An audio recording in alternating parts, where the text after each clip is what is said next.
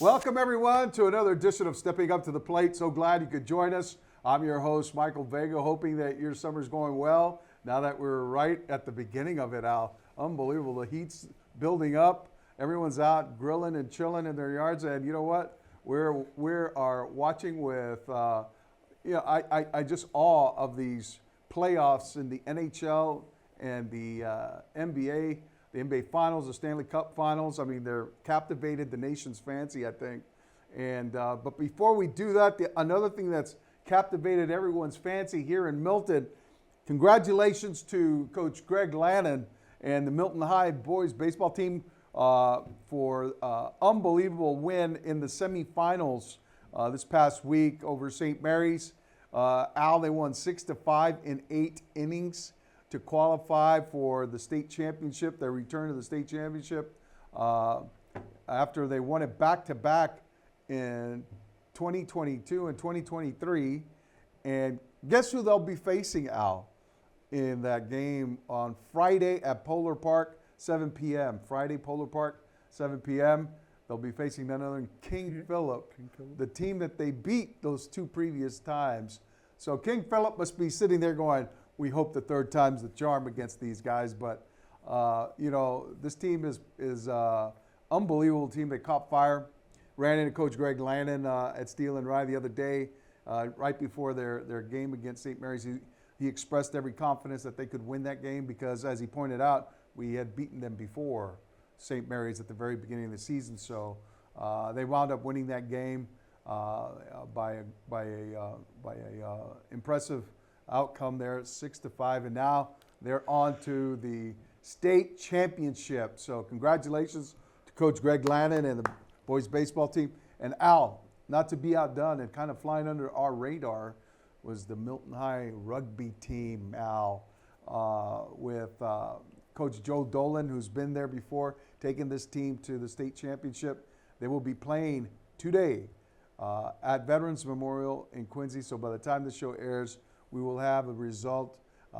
They will be playing BC High for the state championship in Quincy Thursday here at 6 p.m. So good luck to Coach Joe Dolan and his team as they attempt to go for the Division I state title. And we want to also give a shout out to 4 members of the Milton High track team, Al, who are going to be competing this weekend up at the New England Interscholastic High School Championships at Noble High School in North Berwick, Maine. And those 4 track team members are Annalise Aguilar, Cherish Remy, Ella Turner, and Jonah Stevens-Roy will be going up to Maine to compete in the New England. So congratulations to them, and good luck to the rugby team and to the boys baseball team. All righty.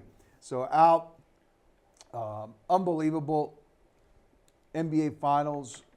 It looked like the Spurs were going to win Game 4 handily, up 29 points, and then just the unthinkable happened for the Spurs. Complete collapse. Only scored 30 points in the second half, after scoring almost 80 in the first.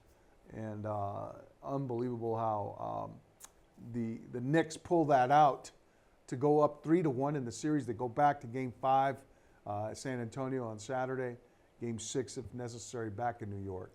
But now the Knicks are on the threshold. The Spurs up against it. And Al, the thing that kind of was evident to me as that game was winding down, I said, this is going to be a gut punch that one team will not probably be able to recover from. Well, if the Spurs had gone, Spurs especially, because you talk about 2-2, 3-1. Correct. And even thinking about it, 2 out of the last 3 are at New York. Yeah. So I would say, 2 things watching the game, though, that kind of stand out to me, and I could be wrong. One, youth. Yes. Yeah. A little unstructured, I thought, toward the end. I mean, the Knicks just started to play better in the second half. I mean, they were down. When I first was watching it, I said, what is going on here? It was like 72 to 40 something at halftime. And then they stayed with the structure, and that's one thing. Two, I think the coaching kind of affected. He could have done a better job of slowing things down. Yes, Al. You know, yeah, in I my mean opinion. they kind of sped up. Yeah. They took unnecessary threes. I think there was one possession where Wemby took a three. They got the ball back. The ball came back to him. He threw up another three. I'm like going, But you see, don't have to settle for that. If I'm a coach and I'm up by 29, I'm going to tell my guys at a timeout, here's what you need to do. We don't need threes. Right. We're up by 29. I need you to go to the hoop and try to draw as many fouls as you possibly can. I'd say run action until we're down to 5 on the clock. And they didn't do it. So a little of it is coaching. A little of it, again, is youth. I mean, the big kid, he's a good player and everything, but he's young, 19 years old. I mean, he's 22, Al. What is he? He's 22. Somebody told me he was 19. No, that's Hugo Gonzalez. He's 19. Oh, well, but I mean, here's the point. The Spurs now have somebody that can bring them to the promised land for the next 4 or 5 years. Yeah. I mean, that's what it looks like. Yeah. Where the Knicks haven't done this for so long. I mean, fate, that last play was fate. I mean, Spurs came down and hit the 2 free throws, went up by 1. And they come down with 5 seconds left to play. Brunson took the shot. Yes. And the kid comes in, soars over everything. He's not that tall. Anunoby, he's been a thorn in the Spurs side the entire series. But I mean, he didn't shoot it. He literally tapped it up, But and it goes in. That's the type of thing that hits the back rim and comes out. The possession before that, Al, the Spurs were up by 1, and they turned over the Knicks in the open court. De'Aaron Fox gets the ball. He's going to run it in for a basket, a breakaway basket. Yeah. And you know what? He should have pulled it out because, Al, he could have run the clock out at that point. But he blows the basket, and you give the Knicks another possession. Well, that's and then the Knicks, being the Knicks, they put it in Jalen Brunson's hands. And I thought, okay, they're going to go with their best guy. And their best guy missed. And then the Spurs still had a chance if they would have boxed out to have won that game, Because they had 3 or 4 guys around the basket. But Anunoby somehow managed to slice his way through for the winning basket. Watching it, the way I looked at it is the Knicks, with maybe 5 minutes left to play, should have put Larry David and Ben Stiller and Taylor Swift out. Taylor Swift into the game. Yeah. And then the Spurs would have been a little disjointed. Al, I'll tell you what, the Knicks have an impressive A-listers celebrity row. I mean, New York. I think they challenge. Oh, yeah, New York. I mean, you think about it. Yeah. They had Jerry Seinfeld, Al, sitting there. Getting old. They have Larry David. Ben Stiller. Come on, Al. I know. Even Robert Kraft the other night. What's he doing there? You know what he was doing there? He was there. He was there with his buddies Jay-Z and everybody else, I think. Yeah, I'm sure. But you know what? I watched that. I'll tell you, the 3 to me, okay, and I enjoy watching all sports, but is kind of taking the luster off the game for me. It's not a strategic game anymore. No matter how far, how far you're up. Yeah. Your team's up 29 points in the old days. I mean, the game's over. Right. But you can't say that because if you get some defense and 5 or 6 threes thrown in, there's 18 to 20 points right there. Yeah. And that's what these teams are doing, and they're never out of it. And I give the Knicks credit, but I thought the switching over to watch the hockey games. Yeah, unbelievable. First of all, I think that the Carolina is a better team, but I will say this. Wow, Vegas has some firepower. Vegas has got the stars. Yeah, unbelievable. The Canes have the system. Yeah. They check all over the ice. They're a tenacious team. Jordan Staal is unbelievable. Well, Staal scored that goal on his belly, on a backhand. Second goal for him. I mean, he's been a great player. But they all play just like the coach played. I mean, they're almost a mirror of the coach. Ron Bridwell. And then they take Anderson out, which I was surprised at, and put Boosie in there. And, Boosie had never played. Yeah. in the playoffs. But you know what, Al? Bruins prospect. Bruins he was the guy that was supposedly the guy who would come up and take over. Well, with Swayman and Busey not what they ended up with, Korpisalo. But then DiPietro came into the picture. And DiPietro got better than Busey, at least in stats. But Al, my question to you, why can't we get guys like that? Well, and so I watched the other game when it was 4-0 Vegas. Yeah. And the Mitch Carolina Marner almost made it 5-0. I know. Carolina came back. That could have and been tied the game. 6-0, Al. They took 2 goals off the board against. Well, yeah, I watched both of those, and I think they were both good calls. But the point of the matter is, Carolina didn't give up. They came back 4-4. They lose the game, but the next game, I mean, watching Carolina win that game was huge. Huge. Al, I mean, the empty netter, he threw it off the boards and it went in. Everybody was talking about it was. And they had some grade A chances the Knights with the extra skater. The Canes. And here it is 2-1. Yeah. For Vegas, in Vegas, a chance to go up 3. It's going to be interesting to see what happens. I mean, I was in Carolina, so we'll see what happens. So we're tied now in our coffee bet? Well, right now, I've already Let's put go to the toe board. No, I've already put the order in. But you know what? I know your order by heart. That's when you lose. Yeah, because sports, you got to play the game. Yeah. I don't really care because when I look at this, it ain't over, Al. Obviously, when I bet coffees on teams that I'm not vested in, like the Bruins or the Celtics or whatever, the Red Sox. Right. I could care who wins as long as it's a good game. I kind of favor the Canes in the NHL, and you know what? I favor the Knicks for one reason. Get it over with. It's hard to win 2 in a row. So next year, half of those guys will say, I'll see you later, and they'll go someplace else. No doubt, Al. Get it over with, let them win, and I think the Spurs have a better I'm future. Looking at the games, Al. To me, there's no question, and you may disagree.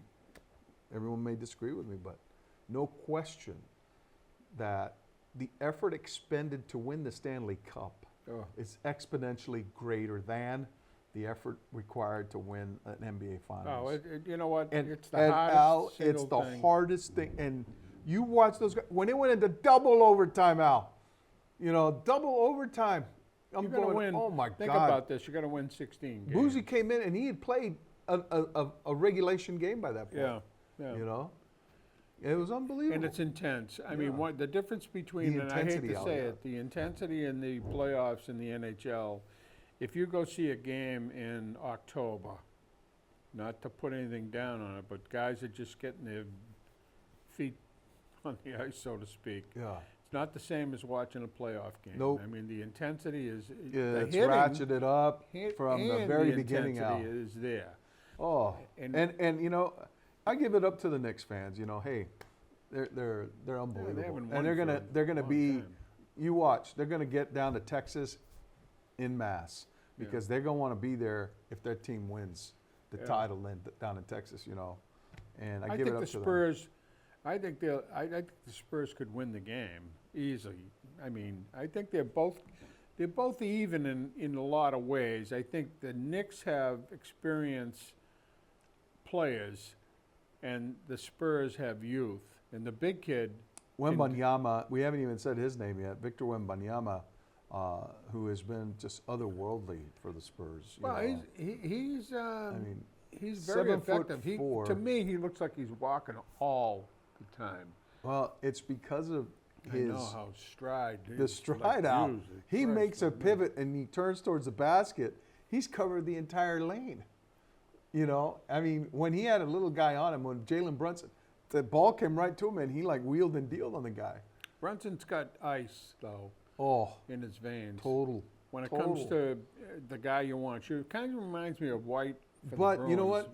I mean, for You themselves. don't see him panic, but there were a couple possessions there towards the end where he gave it up. Yeah, well, he He did. gave it up, you know. But I mean, that's the whole thing. Even the last shot, yeah, he forced that shot up. He did. I mean, when time is short, you rush those things, and it's still a decent shot because it hit the rim and come up, and the kid flew over those other two guys to tip it in. He flew over. If you look at his hands, he's like Anunoby this was over the next everybody. guy. But this is the thing I tell you, though.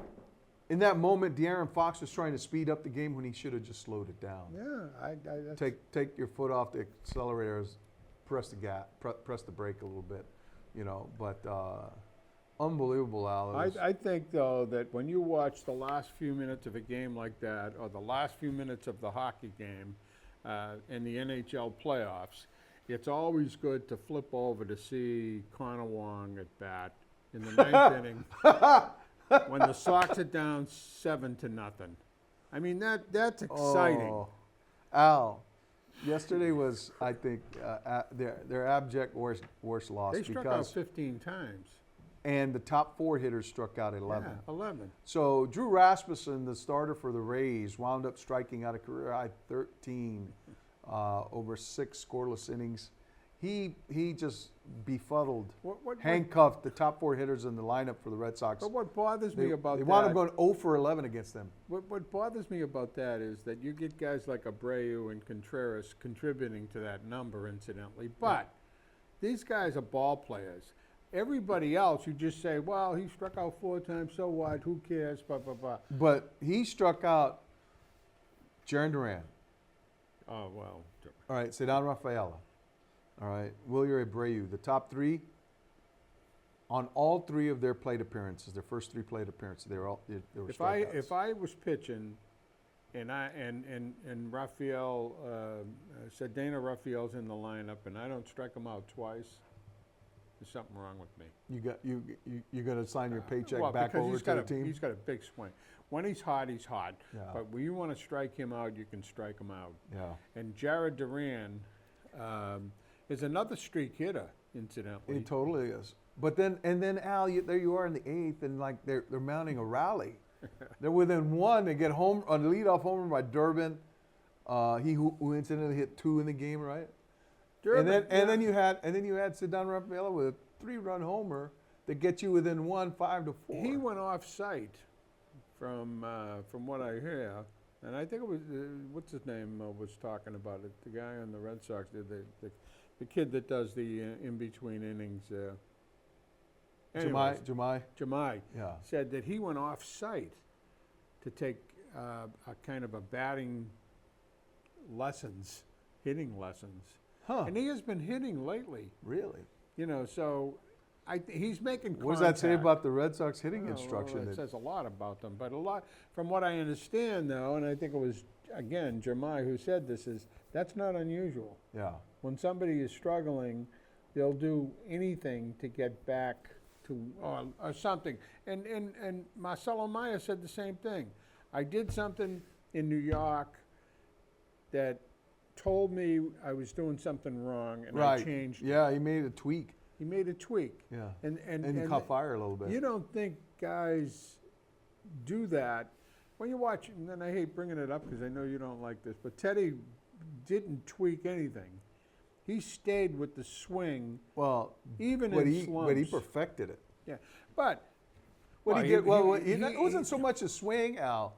It was his recognition of pitches. Oh, he knew. Yeah. But not only that, he was a. That's all he did. He knew what they were going to. When he was on deck, he wasn't doing like these guys, looking up in the stands to see if there was a pretty girl or adjusting their gloves. Yeah. Into it. Yeah. Ted was watching the pitcher to see what pitch he'd throw when he had 2 strikes, what pitch he did when they had 3 and 2. He was filing away information. Yeah. You know, and then when he stepped up to the plate, again, a lot of people gave him criticism for this. He wouldn't swing at a ball. Yeah. You know, you had to throw it down the pipe, and then he'd tell you where it was in the plate, how high you'd hit if you kept hitting balls like that. So, anyways, that aside, if you look at what the Red Sox are doing right now, who's going to buy any of their players? Yeah. I mean, Jared Duran 2 years ago was worth something because he was an All-Star. He was in the All-Star game. Right. He hit for power. Nobody wants him for two reasons. One, I think he's got some issues here. Correct. Mental health and issues. that's yeah. too bad because he's a decent ball player. Yeah. I would say that a team would go after him if they needed somebody in the leadoff spot that had some power, could run. He Speed. can win games for you on the bases. base pass. Yeah. You know, Raphael. If somebody put a package together, wanted Raphael, he's gone. Would He's you give Jackie, up Abreu? Would you give up Abreu? I wouldn't give up Contreras. I wouldn't give up Abreu. Okay. Because What about our oldest Chapman? That's an interesting one. Our oldest Chapman's what, 38 years old or Well, whatever, 39. Still productive. And Al, you know what? I see him going to the All-Star game and that it becoming a showcase for him. Well, yeah. So that, by then the trading deadline will really heat up. Two things with Araldis. One, he likes it here. Right. He didn't like it in New York, okay? So he likes it here. But I don't think he likes the losing here. Well, here's the problem. Yeah. You're not using him now because you can never get him in the game. Right. They're trailing every game. There's no saves there for him. No. So if they put a package together and he went to a winning team, he'll be fine. I don't think the Red Sox would trade him, though.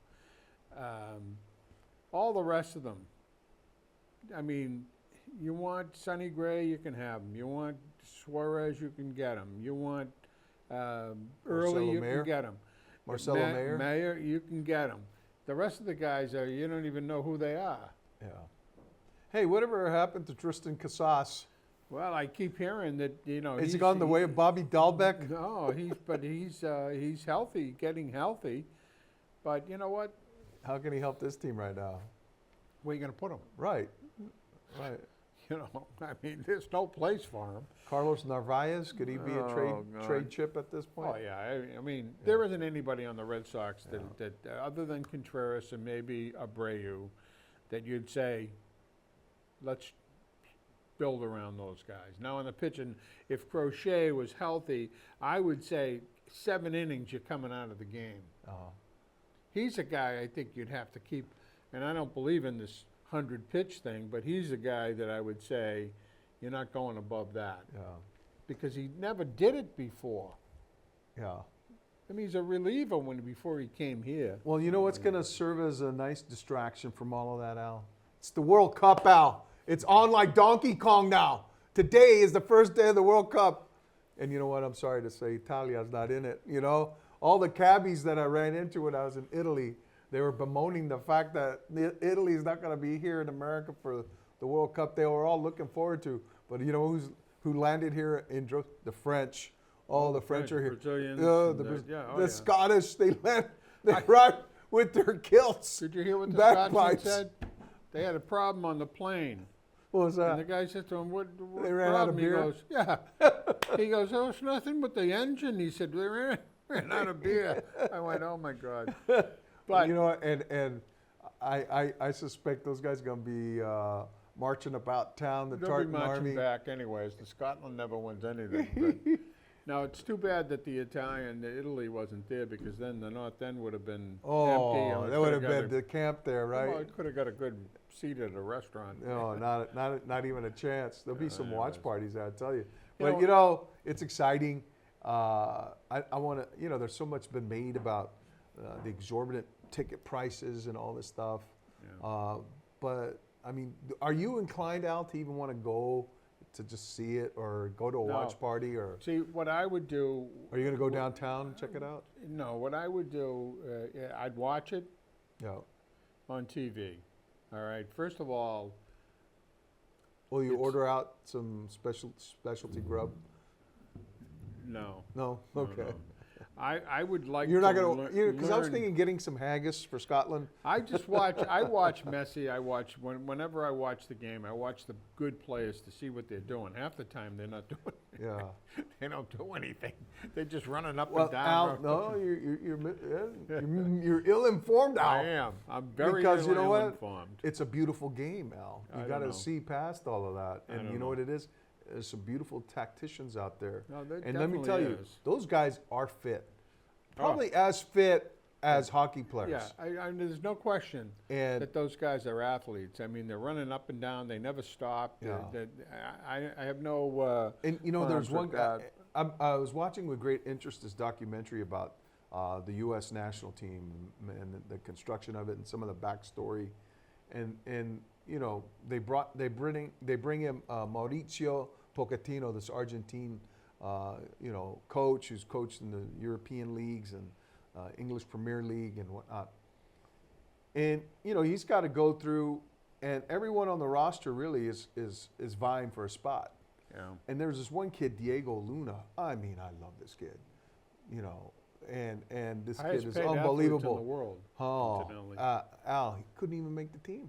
Yeah. He was like killing it, and I'm like, going, wow, what was up with that? You know, it's interesting. I've seen soccer in England, I've seen it in France, and I've seen it in Italy. I've never seen it in the States. I've seen it here. Yeah, I've it. covered a couple of MLS I have games. two sons. One of them is a soccer fan. The other one's not. I mean, I watch it because I enjoy all sports. I do. But I become a fan, you know, in terms of watching it and appreciating it, you know, the same way I appreciate hockey, the same way I appreciate, you know, watching, you know, gymnastics. Tennis. You know, tennis. Tennis is a great game. Oh, tennis, How Al, about it's what like happened in unbelievable. tennis? The In French in the Open. French. I mean, Alcaraz wasn't there. Sinner gets sick. Djokovic, knocked out. he gets knocked out because, I mean, 5 sets for a Joao 39-year-old Fonseca is not knocked going him to out happen. from Brazil, yeah. And 19-year-old Brazilian team knocked it out. But then Zverev wins, and I found out something interesting about Zverev. Zverev is not German. He's Russian. He's Russian. Yeah. He was born in Russia. He lives in Germany. But he speaks Russian. But is he German naturalized citizen? I don't know. He might be that dual I don't citizen. know. What I do know is. And then he's- on the women's side, I mean, you had a great match there. You You had a know- qualifier make it all the way to the top Well, I'm a Sabalenka fan. She got knocked out, Yeah. and then by the girl who wound up winning it. She wound up knocked out by Mira Andreeva. Well, Andreeva was she's only pretty good. 19. Unbelievable. She's a good player. She's a great I mean, player. she's a young player, but she should have never beaten Sabalenka.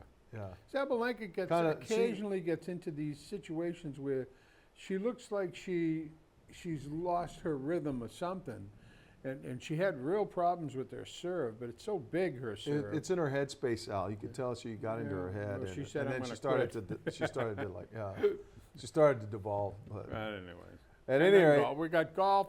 We got. we'll talk tennis, U.S. Open we golf got next week, I guess. But hopefully, we'll be talking Milton High baseball and their win at the state championship, and Milton rugby as well.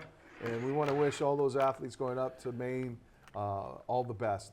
All righty, everybody. Thank you so much. And we'll look forward to seeing you next time here on Stepping Up. All righty, take care.